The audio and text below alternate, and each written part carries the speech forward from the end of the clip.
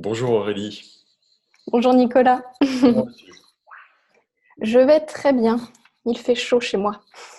Oui, tu as la chance d'être dans un pays chaud avec des plages à portée de main et du coup c'est fantastique. C'est super qu'on fasse cet échange aujourd'hui parce qu'en fait on est deux experts de la relation humaine mais qui appliquons notre expertise sur des champs différents. Est-ce que tu peux te présenter rapidement pour que l'ensemble des gens qui vont voir cette vidéo, c'est-à-dire et ton audience et la mienne, sachent qui tu es?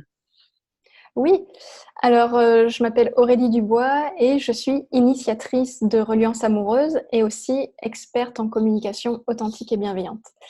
Et donc aujourd'hui, j'aide les femmes entrepreneurs à vraiment développer l'art de communiquer de cœur à cœur avec leurs partenaires pour justement construire des relations qui soient beaucoup plus douces et harmonieuses. Ok, super. Et du coup, c'est très intéressant parce que moi, pour le coup, le public auquel je m'adresse, c'est le public de dirigeants, de performeurs et de managers. Et mon travail consiste à mentorer les leaders et les performeurs à décupler l'impact qu'ils peuvent avoir, notamment sur ce que j'appelle leur M&M's, c'est-à-dire leur mindset d'un côté et leur management de l'autre, qui fait que D'accord. ce qui se joue entre eux et la propre communication qu'ils ont avec eux-mêmes aura un impact sur la communication et la relation et l'interaction qu'ils auront avec les gens avec qui ils travaillent, que ce soit des collaborateurs qu'ils managent, des fournisseurs, des clients, des tiers, etc. Et on a échangé quelques temps et on s'était dit Mm. que, mine de rien, il nous semblait qu'on pouvait s'apporter les uns les autres et puis surtout apporter aux gens qui vont regarder cette vidéo à travers notre vision de ces sujets-là. Qu'est-ce que toi, tu observes comme étant un obstacle à la communication, à la reliance, pour reprendre ton terme, si tu devais isoler deux, trois éléments qui peuvent fiche le bazar dans la relation, qu'est-ce que tu identifierais? Euh, alors, il y a plusieurs points. Mais de ce que je remarque qui peut s'adapter aussi bien à la relation de couple euh, que dans le domaine de l'entreprise, c'est déjà les interprétations, tu vois, qu'on peut faire. On est face à quelqu'un, il va dire quelque chose, il va faire quelque chose, et là, tout de suite, on va rentrer dans l'interprétation de ce que l'autre a pu émettre comme intention ou tout simplement de ce qu'il peut avoir dans sa tête. Et ça peut déjà couper la reliance, ça peut déjà couper la connexion. Parce que justement, on va rester dans des non-dits. Hmm. Alors, soit on reste dans les non-dits, soit à un moment donné, ça peut même créer des tensions et puis on peut rentrer dans une notion de désaccord, de confrontation, parce que justement, les choses ont été mal interprétées. Hmm. Donc, ce qui est important pour moi, c'est de vraiment rester observateur et conscient quand on va être touché par quelqu'un. Peu importe ce qu'il dit ou ce qu'il fait, c'est déjà de conscientiser qu'on est touché émotionnellement. Et à partir de là, j'ai envie de dire, juste respirer et prendre du recul pour pas foncer tête baissée dans un comportement qui va être de l'ordre de l'automatique. Et à partir de là, il y a beaucoup de choses qui est possible parce que si on rentre pas dans l'interaction en étant touché émotionnellement, ça permet de faire redescendre la pression et puis justement ne pas dire des choses qui pourraient dépasser justement notre pensée et qui pourraient à son tour être mal interprétées. Et donc du coup revenir plus à une notion de comment je me sens, qu'est-ce qui me touche vraiment, c'est quoi dans le fond le besoin qui n'est pas comblé, c'est quoi ce que je désire et l'exprimer vraiment avec son propre ressenti plutôt que d'aller pointer du doigt ce qu'on n'apprécie pas ou ce qu'on n'aime pas chez l'autre. Ouais, c'est super riche ce que tu apportes et moi j'y vois évidemment tout de suite des parallèles avec ce qui se passe dans l'entreprise. Tu parlais de l'interprétation et ça peut nous ramener à un des accords Toltec qui nous dit d'être vigilant à ça, à tout ce qu'on peut se... Mm-mm. C'est-à-dire, je suis dans le milieu de l'entreprise, j'ai mon N+1 qui me croise dans le couloir, on ne s'est pas encore vu, il ne me salue pas, il ne me dit pas bonjour, ok. Donc j'interprète, je me dis d'accord, ça veut dire qu'il y a un problème, ça veut dire qu'il m'en veut parce que j'ai ramené tel dossier en retard, etc. etc. En fait, simplement, peut-être que ce N+1 était juste très focus pour le coup dans ses pensées, très aligné sur la réunion où il allait ou en train de gérer une préoccupation. Et ne pas faire ce lien qui n'existe pas est une meilleure façon de se faire du bien à soi, de ne pas s'auto-intoxiquer et du coup, par répercussion, mal réagir à un éventuel haussement de sourcil du N+1 en question qui n'aurait rien à voir. Tu évoques aussi la question des non-dits. Donc, dans le couple, c'est très important d'y être vigilant, comme tu le dis. Ouais. Moi, j'ai tradition de dire que pour ce qui est des conflits dans l'entreprise, les pires des conflits sont les conflits larvés, c'est-à-dire les conflits qui ne sont pas. Mm. Un conflit exprimé, au moins on a de la matière, on peut travailler dessus, on peut y aller. Et en fait, tout ce qui est à base de non-dit, qui fait qu'on pense des choses, mais qu'on n'agit pas, qu'on ne communique pas avec l'autre, pour moi, c'est pire que tout en termes de relations humaines et de relations managériales et de leadership. Et c'est pour ça que il me semble important, et je pense qu'il en est de même dans le cadre du couple, mais que quand j'ai quelque chose à dire, je le dise, je l'exprime à l'autre, évidemment en étant vigilant sur la forme, mais en l'exprimant. Une des maximes que j'utilise souvent pour les gens d'entreprise, c'est d'être dur avec les tâches et doux avec les gens, c'est-à-dire exigeant Mhm. avec ce qu'on a à faire, mais très vigilant et bienveillant sur la forme et la façon de le dire, mais systématiquement, c'est dire, dire, dire, dire, dire. Dans les entreprises, les dirigeants que j'accompagne souvent me disent ah non, mais ça, je peux pas le dire parce que comment l'autre va le prendre, comment derrière il ou elle va réagir. Et partant de ce principe, on peut pas y arriver. Oui, tout à fait. Et d'ailleurs, quand tu parlais de cette histoire de justement le gars qui va passer en face de nous et puis il va avoir un haussement de sourcil et là, on va se mettre à interpréter des choses, Oui. ce qui est intéressant aussi dans ces moments-là, c'est de voir qu'on est touché, mais c'est de se dire, OK, est-ce que mon interprétation est juste? Et ça, on ne peut jamais être 100% Exact. sûr de ça, à moins à un moment donné d'aller le vérifier. Et ça arrive en plus que quand on le vérifie, ça s'avère que c'est faux dans la plupart des cas. Mais en tout cas, ça offre aussi une possibilité, c'est de se dire, OK, je suis touchée, mais en même temps, si je prends du recul, OK, j'ai vu qu'il a eu un haussement de sourcil, mais il n'avait pas l'air très bien. Émotionnellement, j'ai senti qu'il était agité. Et là, on peut essayer de se mettre en empathie pour aller voir aussi qu'est-ce qui a pu se jouer chez l'autre. Et je trouve que l'empathie, que ce soit dans le couple ou dans l'entreprise, c'est aussi pour moi une clé de succès dans le fait de pouvoir créer des relations harmonieuses. Et quand on est en empathie, eh bien, ça évite justement de rentrer dans ce mode de pensée binaire, de se dire j'ai raison, il a tort, c'est bien, c'est mal, c'est bon, c'est mauvais. Cette pensée très duelle, ça ne fait que éloigner constamment. Alors que si justement on va voir chez soi et puis on a cette possibilité, les capacités d'aller voir chez l'autre, là on va rentrer plus dans une espèce de réflexion d'union plutôt que de séparation. Mmh. Alors, c'est super intéressant que tu abordes le thème de l'empathie. Pour tous les gens qui regardent cette vidéo, on n'a pas préparé ce qu'on allait se dire. En fait, on sait très bien qu'on a nos champs d'expertise et qu'on va se renvoyer la balle comme on est en train de le faire et ça germe. Et c'est beaucoup plus dynamique comme ça. L'empathie, oui, dans le milieu de l'entreprise, c'est fondamental. Et moi, je travaille avec des dirigeants qui en ont défaut pour qu'ils prennent conscience de ça. Mais ce que j'ai coutume de dire, c'est que dans la posture de leadership et de management affirmé, qu'on appelle assertivité par ailleurs, en fait, il y a un équilibre entre l'empathie d'un côté, qu'on peut définir simplement comme étant la capacité à se mettre à la place de l'autre. Exemple, un collaborateur vient voir un dirigeant en disant j'en peux plus, j'ai trop de travail, etc. Si le dirigeant en question n'était qu'empathique, il se mettrait pleinement à la place de l'autre et lui dirait ah ok, je comprends, donne-moi ton travail, je vais le faire. Ce faisant, il respecte l'autre, mais il ne se respecte pas. Et en fait, je dis souvent, j'utilise cette image, un dirigeant est sur ses deux pieds. Il a un pied d'empathie qui est important, donc tu as raison de le souligner, mais il a aussi un pied de centration sur soi. Et si le manager ou le dirigeant n'était que sur ce pied de centration sur soi, je reprends le même type d'exemple, le collaborateur vient le voir en disant j'ai trop de travail, je m'en sors plus, etc.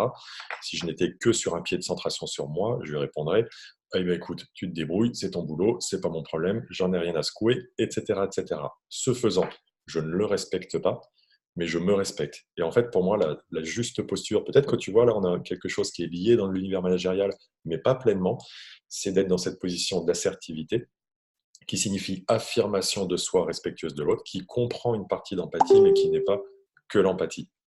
Je pense que Mmh, ça peut faire tout un à fait. petit distinguo parce que dans la relation de manager et de leadership, c'est important de ne pas s'oublier et d'affirmer son point de vue, de se préserver aussi et de ne pas être que dans l'empathie parce que si l'empathie, c'est se mettre à la place de l'autre, j'ai besoin aussi d'être à ma propre place. Ouais, tout à fait. En fait, je te rejoins complètement là-dedans parce que quand je parle d'empathie, c'est aussi bien pour l'autre, mais c'est aussi bien que pour soi. En Mmh. fait, pour moi, l'empathie, même dans le couple, hein, si à un moment donné, et je le constate régulièrement, si on est trop empathie, j'ai cette capacité à être très empathe aussi, si on est trop empathique, on va faire passer constamment les besoins des autres Et oui. avant les nôtres. Et si on est constamment en empathie vis-à-vis de soi, mais sans considération pour les besoins de l'autre, bah, quelque part, on rentre aussi dans une notion de fermeture et d'éloignement au niveau relationnel. Donc, le but, c'est d'être à la fois empathique et pour soi et pour l'autre pour se dire, OK, voilà mes besoins, voilà les siens. Quelles sont les stratégies qu'on peut trouver pour unir l'ensemble de nos besoins et que tout le monde soit satisfait? Et ça, c'est complètement dans l'alignement de mon approche. Et je Génial. pense que c'est dans la tienne. Ouais, complètement connecté à soi et connecté à l'autre, pas qu'à l'un, Exactement. qu'à l'autre. Vraiment C'est ça. beaucoup dans le signe de l'infini, de connexion et à l'autre et à soi, qui permettra de trouver la juste place entre, comme tu le dis, tu le répètes souvent là, dans ton approche et dans cette interview, euh, se connecter à ses besoins, à mes besoins, les identifier. C'est une des bases de la communication non violente qui sert dans tous les domaines. Et c'est vrai que c'est central parce que ça nous permet de pouvoir l'exprimer à l'autre sans l'attaquer, sans le critiquer et pouvoir bien communiquer avec. Il y a un autre point que tu as évoqué tout à l'heure qui était très intéressant et qui est un de mes chevaux de bataille avec les gens avec qui je travaille, qui est celui d'avoir raison. Euh, Mm. Et moi, ce que je constate, c'est que dans le milieu de l'entreprise, il y a quelque chose à pas oublier. Les entrepreneurs sont des chasseurs à l'origine, sont les gens très engagés, sont les gens qui sont très affirmés. Et la nécessité d'avoir raison est un fort enjeu pour eux. Je coachais récemment un fondateur, un président d'une start-up. C'est une belle boîte. Là, ils sont à 20 millions d'euros de chiffre d'affaires. Ils viennent de faire une levée de 10 millions et ils veulent arriver à 100 millions dans 4 ans. Motivés, engagés, dynamiques. Et il tournait en boucle autour de ce avoir raison. Il me disait, j'ai quelqu'un de ma garde rapprochée et ça m'interpelle parce que euh, je suis pas sûr qu'il soit pleinement en phase avec ma vision et moi ça me pose problème parce que si les gens ils sont pas en accord avec ce que je fais, ça veut dire qu'il y a une forme de clivage et qu'on n'est pas en accord et qu'on communique pas et qu'on n'avance pas, etc. Et je lui ai juste rappelé que ce qui était important pour un leader, c'était pas de se fonder sur j'ai raison, vous le suivez tous, parce que si ça se passe comme ça, les autres ne s'autoriseront pas lorsqu'il sera en train d'avancer en direction d'un mur à lui dire stop, mais plutôt au contraire. Et je voudrais bien ton avis là-dessus parce que je ne sais pas si ça peut marcher comme ça aussi dans les couples, mais plutôt d'être dans une posture d'exiger la critique des gens autour de lui. C'est-à-dire qu'on n'est même pas au stade d'entendre la critique et de l'accepter, mais de l'exiger en partant du principe que les gens autour de moi, quand je suis dirigeant d'une entreprise, j'exige d'eux qu'ils me fassent de la critique parce qu'ils ont forcément un point de vue différent, ils ont des backgrounds différents, ils ont une relation à l'entreprise qui est différente quand ils sont salariés et que je suis fondateur, par exemple. Et le fait d'exiger la critique va les encourager à pouvoir l'exprimer sans avoir de crainte que justement je le prenne mal ou qu'il y ait un retour de bâton. Qu'est-ce que tu en penses sur Mm. Bah, en soi, pour moi, je pars du principe que c'est OK si l'exigence est vraiment exprimée clairement. C'est-à-dire qu'il n'y a pas de quiproquo, c'est en gros, j'exige. Bon, après, là, dans ce cas-là, c'est une prise de position, c'est un choix qui va entraîner des conséquences, mais à partir du moment où la personne est au clair, elle exprime clairement aux autres, pour moi, tout est OK, il n'y a pas de quiproquo. Après, ce que je peux remarquer dans n'importe quelle relation et qui peut créer des tensions, c'est quand la personne va plutôt essayer ou tenter une espèce de demande, mais qui au final, en dessous, c'est une exigence. Et là, ça peut poser problématique parce que tu vas faire la demande, mais du coup, si l'autre dit non, déjà, l'autre va se sentir le malaise. Hein. Tu sais, quand on fait une demande et qu'en fait, on sent derrière qu'il y a en gros, tu te dis, oh là, si je dis non, de toute façon, je vais m'en prendre une, tu vois. Donc, tu sens déjà la tension dans le fait que c'est pas vraiment une demande. Donc, c'est important pour moi de distinguer la demande et l'exigence. Et pour moi, les deux sont OK à partir du moment où c'est extrêmement clair. Mais il faut être clair. Et dans l'idéal, moi, après, c'est vrai que j'ai plus une préférence pour la demande dans le sens où je préfère offrir l'ouverture, l'accord et la transparence aux personnes, mais en tout cas qu'elles se sentent complètement à l'aise avec la critique, alors que l'exigence, ça peut mettre une forme de pression. Mais en même temps, si c'est assumé et aussi dans l'intention aussi, parce que on peut très bien exprimer une exigence, mais avec une intention qui soit complètement sereine, ouverte, bienveillante, pour moi, ça passe aussi. Alors que des fois, on peut faire une demande, mais l'intention est beaucoup plus, tu vois, avec des attentes, et là, c'est compliqué. C'est super que tu précises ça. Quand je dis à ces dirigeants-là, exiger la critique, c'est vraiment qu'ils fassent une démarche forte et proactive auprès de leur troupe, de montrer que sincèrement, véritablement, s'ils en sont à ce stade-là, ils ont besoin d'avoir cette critique. Et pour que cette exigence soit vraiment connotée à une réelle perception d'authenticité, sincérité de leur part dans leur troupe, c'est une fois que quelqu'un m'amène une critique, j'écoute la critique. Ensuite, je remercie la personne de m'avoir fait la critique. Ensuite, je mets en application, si c'est adapté évidemment, le conseil qui m'a été apporté pour changer. Ensuite, une fois que je l'ai fait, cette application, bref, que j'ai suivi le conseil qui émanait de la critique, je ressollicite la personne pour l'informer du fait que j'ai suivi le conseil et que j'ai changé, parce que des fois, je change la chose, mais la personne ne le sait pas ou ne l'observe pas. Donc, je lui Mhm. dis que j'ai changé le comportement. Et la cinquième chose, je la remercie à nouveau de l'avoir fait et je l'encourage à continuer. Et je pense qu'en cumulant tout ça, on n'est plus sur une forme d'exigence masquée ou autre, mais bien une vraie démarche spontanée d'évolution et de progrès partagé. Ouais, ouais, tu vois, toutes ces étapes, et ça me semble essentiel. Et d'ailleurs, il y a un livre que j'adore, que je recommande moi pour mes clientes dans le couple, mais à la base qui est plus tourné business, c'est Comment se faire des amis On de écoute. Dale Carnegie. Je pensais exactement à lui, Ok, absolument. ok, j'adore ce bouquin parce que je trouve que les conseils qu'il donne sont extraordinaires aussi bien pour le couple que pour n'importe quelle relation.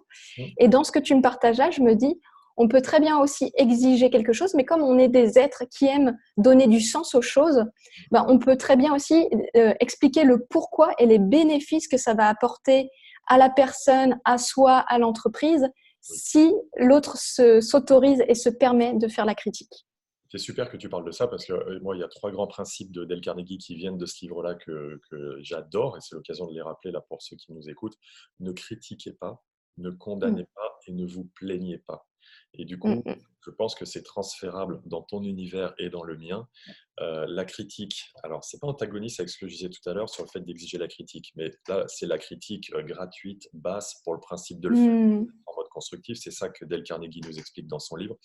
Ensuite, ne condamnez pas. C'est hyper important parce que dans la relation humaine, tout simplement, je pense, mais notamment pour celles que je maîtrise davantage dans le milieu de l'entreprise, c'est très rapide et très facile de placarder une étiquette sur le front des gens. La personne, elle a fait une erreur, ok, bam, condamné, terminé, on passe à autre chose.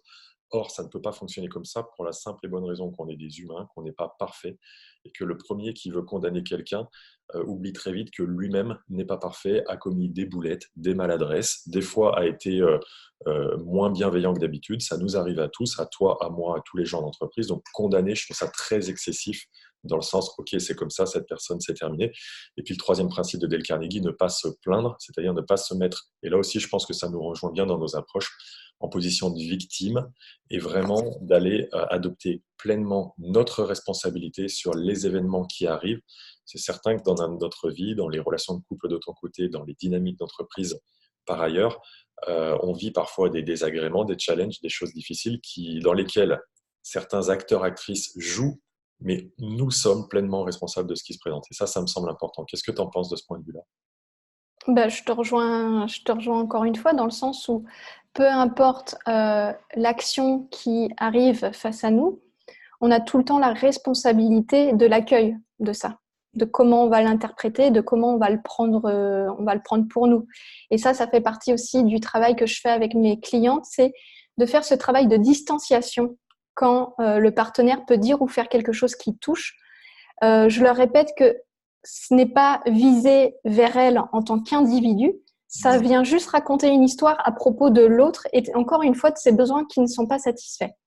Donc à partir du moment où on arrive à mettre de la distanciation dans le fait de dire ok, en fait, c'est pas la personne qu'il faut condamner, c'est juste l'acte lui-même qui n'est peut-être pas adéquat, tu vois. Mais Ouais, la personne en elle-même, comme tu dis, je veux dire, on n'est pas tout blanc ou tout noir, on a plein de nuances et à un moment donné, moi j'aime bien aussi le travail de Byron Katie avec ce jeu de miroir qui, à chaque fois où je suis stimulée par le comportement, le caractère de quelqu'un, je me pose systématiquement la question, ok, en quoi ce comportement, ce caractère, ça vient me toucher personnellement? Est-ce que je le fais dans ma propre vie avec d'autres personnes, avec moi-même?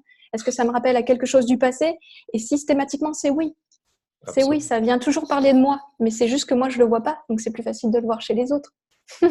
J'avais un groupe de mastermind là, je leur ai fait faire exactement cet exercice lors de notre dernière séance. Quels sont les traits de caractère? Vraiment, cherchez-moi un trait de caractère d'une personne qui vraiment qui vous agace, qui vous énerve au plus haut point. Qu'est-ce qu'il en est? Alors là, les gens, ah oui, je vois. Donc, les gens qui sont malhonnêtes, les gens qui sont hautains, les gens, je les laissais faire, etc.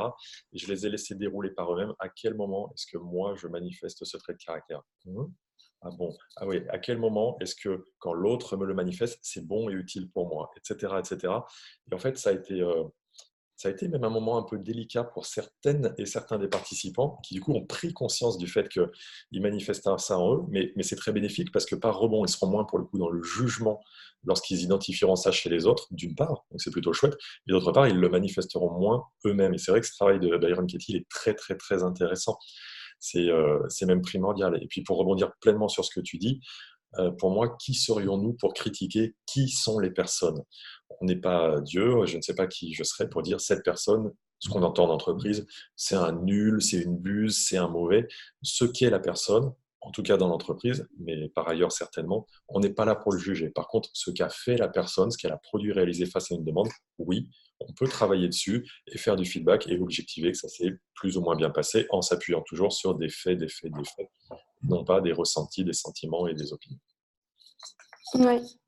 Ouais, ouais, tout à fait. Et tu vois, quand tu parles encore une fois de ce truc du jugement, de la critique, il y a un truc qui est à chaque fois qui est intéressant, c'est de se dire que, en général, quand on nous dit quelque chose, entre guillemets, de négatif de prime abord, si ça nous touche, moi, je me rends compte qu'à chaque fois, c'est parce qu'il y a une part de nous qui y croit. Sinon, ça nous passerait au-dessus de la tête. Donc, avec le recul, je me dis à chaque fois, peu importe ce qui arrive, c'est toujours un cadeau parce que ça amène une prise de conscience. En tout cas, ça amène l'opportunité, parce que c'est pas dit que ça se fasse, mais Oui, ça amène cette opportunité de se dire, ah tiens, c'est marrant, ça me touche. Mais je me rends compte qu'il y a une part de moi qui croit ça, qui valide ça. Alors que si j'étais pleinement confiante, si j'avais été pleinement en estime et en amour de moi-même, est-ce que j'apporterais autant de crédit? Je crois pas. Je crois même qu'à la limite, tu vois, on pourrait quasiment ne pas l'entendre et même en rire, tu vois. oui, Donc, moi, c'est pour ça que je suis autant amoureuse des relations et de n'importe quelle relation, parce que je trouve que c'est un domaine qui est tellement riche et qui apporte quotidiennement. Donc, que ce soit dans le milieu de l'entreprise ou dans n'importe quelle relation, à partir du moment où on fait ce travail sur soi, on commence à devenir curieux, on commence à devenir observateur, notre vie peut vraiment rapidement se transformer parce qu'on se rend compte qu'à chaque fois, c'est super riche. Tous les challenges, en fait, sont super riches en croissance. ouais, et comme tu le dis, être curieux observateur, mine de rien, sans mettre des mots plus compliqués qu'ils n'ont l'air, c'est de mettre de la conscience sur ce qui se passe et ce qui se joue, de la conscience sur ce qui se passe et se joue en moi face à tel type de situation, réaction, comportement, c'est ce qu'on a dit juste avant, et de la conscience Mm, sur comment les gens se positionnent. Est-ce que justement ils sont plutôt en mode victime, plutôt en mode persécuteur, plutôt en mode sauveteur, CF, le triangle de Cartman, pour arriver à ouais. comprendre ce qui se joue et arriver du coup à mieux réagir face à ça. Mm, C'était vraiment super d'avoir cet échange avec toi. mm. On en avait discuté, et je te l'avais dit, je suis sûr qu'il y a un truc où on va pouvoir se retrouver sur beaucoup d'axes. C'est évidemment le cas.